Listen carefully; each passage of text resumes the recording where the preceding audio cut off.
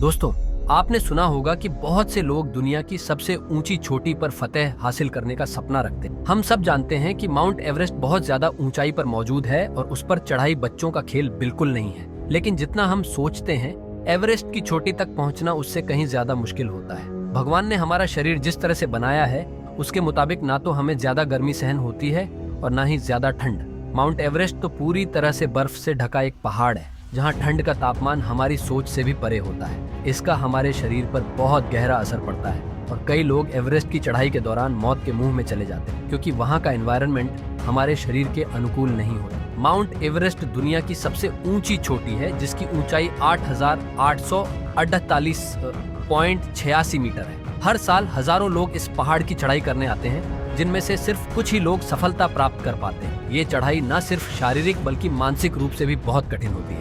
पर्वतारोहियों को extreme conditions का सामना करना पड़ता है और कई बार वे हार मानकर लौटने को मजबूर हो जाते हैं। माउंट एवरेस्ट की चढ़ाई के दौरान हमारे शरीर पर इसका बहुत बुरा असर होता है। वहाँ की ठंड और ऑक्सीजन की कमी हमारे दिमाग और फेफड़ों पर प्रभाव डालती है। जैसे जैसे हम ऊंचाई की तरफ बढ़ते हैं, ऑक्सीजन का लेवल कम होने लगता है। 15,000 फीट की ऊंचाई पर पहुंचते ही ये समस्या महसूस होने लगती है, जिसे हाई एल्टीट्यूड सेरेब्रल एडेमा कहा जाता है। ये दिमाग में सूजन पैदा करता है और अगर तुरंत इलाज न हो तो सिर्फ 24 घंटे के अंदर मौत भी हो सकती है। ऑक्सीजन की कमी की वजह से सोचने और समझने की क्षमता भी प्रभावित होती है, जिससे पर्वतारोहियों को गलत फैसले लेने की संभावना बढ़ जाती है। 9,000 फीट की ऊंचाई से ही लंग्स पर असर दिखने लगता है। ऑक्सीजन की कमी और ठंड के कारण लंग्स में सूजन हो जाती है, जो high altitude pulmonary oedema HAP कहलाता है। इस वजह से ब्लड वेसल्स का काम धीमा होने लगता है और ब्लड सर्कुलेशन में दिक्कत आने लगती है। लंग्स में सूजन होने से सांस लेने में तकलीफ होने लगती है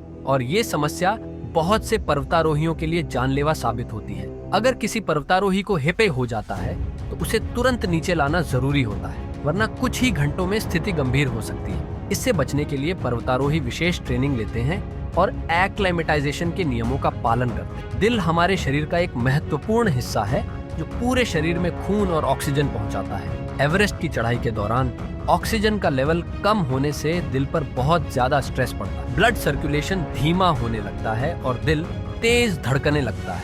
कई पर्वतारोही इस वजह से हार्ट अटैक का शिकार हो जाते हैं और उनकी मौत हो जाती है। इसके अलावा एक्सट्रीम कोल्ड की वजह से ब्लड थिक होने लगता है, जिससे ब्लड क्लॉटिंग का खतरा बढ़ जाता है। अगर किसी पर्वतारोही को हार्ट रिलेटेड इशू है तो एवरेस्ट की चढ़ाई उसके लिए और भी ज्यादा खतरनाक हो सकती है। जैसे जैसे हम एवरेस्ट की ऊंचाई पर पहुंचते हैं, वैसे वैसे ऑक्सीजन की कमी से आंखों पर भी असर पड़ता है। इससे विजुअल कॉर्टेक्स पर प्रभाव पड़ता है और पर्वतारोहियों को ट्रांजिट ब्लाइंडनेस होने लगती है। कई लोगों को सिर्फ लाल धब्बे नजर आते हैं। इसके अलावा एवरेस्ट की चढ़ाई के दौरान पर्वतारोही सूरज के और करीब पहुंच जाते हैं, जिससे उन्हें अल्ट्रावायलेट रेडिएशन का भी सामना करना पड़ता है। ये स्नो ब्लाइंडनेस को जन्म देता है, जिसमें आंखों में तेज दर्द और आंसू आने लगते हैं। एवरेस्ट पर अक्सर बर्फ बहुत चमकदार होती है और अगर यूवी प्रोटेक्टेड गॉगल्स न पहनी जाए तो आंखों को स्थायी रूप से नुकसान पहुंच सकता है। कई पर्वतारोहियों को इस वजह से चढ़ाई बीच में ही छोड़नी पड़ती है। एवरेस्ट का टेम्परेचर -20 डिग्री सेल्सियस से भी कम हो सकता है। इस ठंड में